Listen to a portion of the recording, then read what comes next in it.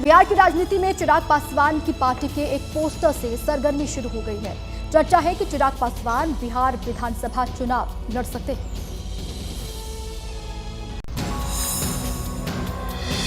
केंद्रीय मंत्री और एलजेपी-आर के अध्यक्ष चिराग पासवान की पार्टी की तरफ से ये पोस्टर जारी किया गया है। पोस्टर पर लिखा है, चिराग के स्वागत को बिहार है तैयार। एलजेपी-आर के इस पोस्टर ने बिहार की सियासत में सरगर्मी ला दी।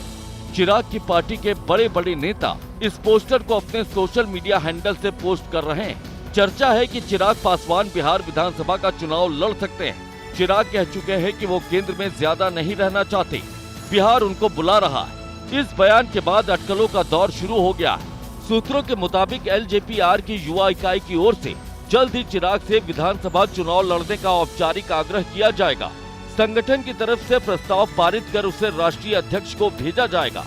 चिराग पासवान जी ने अपनी भविष्य की राजनीति को लेकर के जिस तरह से बिहार और बिहारियों के प्रति जो अपनी प्रतिबद्धता है, जो अपनी जिम्मेदारी है, उसको लेकर के जो उन्होंने विचार प्रकट किए हैं, वो स्वागत योग्य कदम है। भारत और फ्रांस के बीच 26 राफेल मरीन फाइटर जेट का सौदा तय हो गया है। दोनों ही देश इस महीने के आखिर में डील पर साइन करेंगे। समंदर में भारतीय नौसेना की ताकत और बढ़ने वाली है।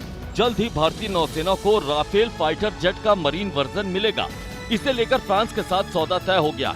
ये डील 63,000 करोड़ रुपए की होगी। 28 अप्रैल को फ्रांस के रक्षा मंत्री सेबेस्टियन लेकॉर्न भारत आ रहे हैं। इस दौरान नौसेना के लिए डील फाइनल हो सकती है। 9 तारीख को कैबिनेट कमेटी ऑन सिक्योरिटी ने राफेल एम लड़ाकू विमानों को खरीद की मंजूरी दी थी। फ्रांस की कंपनी दासो से राफेल के मरीन वर्जन खरीदे जाएंगे। ये डील सीधे दोनों देशों की सरकार के बीच हुए समझौते के तहत होगी। स्वदेशी एयरक्राफ्ट कैरियर आईएनएस विक्रांत पर तैनात करने के लिए राफेल एम लड़ाकू विमानों को खरीदा जा रहा है।